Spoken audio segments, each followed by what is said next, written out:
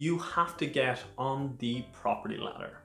Hi, this is Justin from Money Bootcamp. Today's video is the third video in our scam series. This one is not as personal in that it's scamming you, but it's one that people often get scammed with.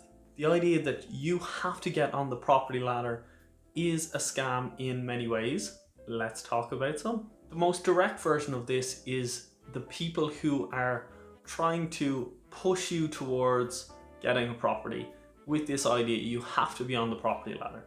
The people who directly benefit from this are, the real estate agents, solicitors, valuation people, all of this.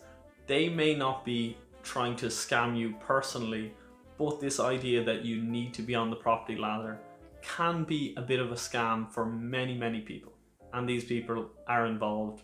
So when they're saying you need to go for this and they're trying to push you to do something sooner than you may be comfortable with because of market conditions, because of a hot property, because of whatever it is, you have to think these people have a financial stake in you doing that. The other way that this can get you is friends, family, co-workers, people you know in general who are just well-wishers. They've bought into this idea that everyone needs to be on the property ladder and that you need to do it as well. So they're doing it for the right reasons. They don't get any personal gain out of this, but they just think you should be doing it.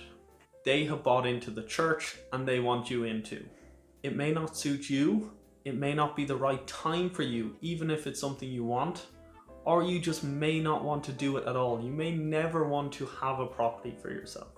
For many people, it can be a really bad decision to buy a property. Maybe that's in general or just at the specific time and place of your life that you're in. Although this can be the case, all they will often hear from very well-intentioned people in their lives is that they have to get on the property ladder. They have to buy something as soon as possible. Why are they renting? This is a terrible waste of money. You need to ignore all of this chatter and focus on your situation. Do you want to settle down personally? Are you in a job where you're going to be traveling? Are you actually looking to travel, that you don't want to settle down in the country you're in now? Or you just don't want to settle down for now? You say, I actually want to travel for the next 5 or 10 years, traveling all over the world. If you are in that situation, buying a property could be a terrible idea in that you have to lock up capital and that you're tying yourself to the place. You are also in a job where you're thinking you might change career, you might change company, and you could move. You don't want to tie yourself to an area, which if you're buying a property of some kind, you are tying yourself to an area, and if you can't move then later, you're going to be stuck living around that area.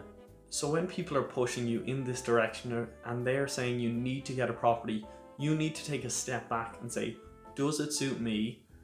Does it meet any of these requirements? Is there someone I can talk to where they're going to ask me these questions? This can be a friend, this can be someone you know who is not fully bought into the myth. You can come to a financial planner like myself, or in general, you can just sit down and ask yourself these questions and think about, is it suiting you now? Getting a property, getting on the property ladder does not suit everyone. You need to decide if it suits you. This has been a Friday video from Money Bootcamp. If you have your own personal finance questions, or in this series, if you have your own financial scam questions, send it to me, justin@moneybootcamp.com, and I'll get to it as soon as possible. If you're interested in financial planning, you can read more on the website moneybootcamp.com. Money Bootcamp, learn money, live better.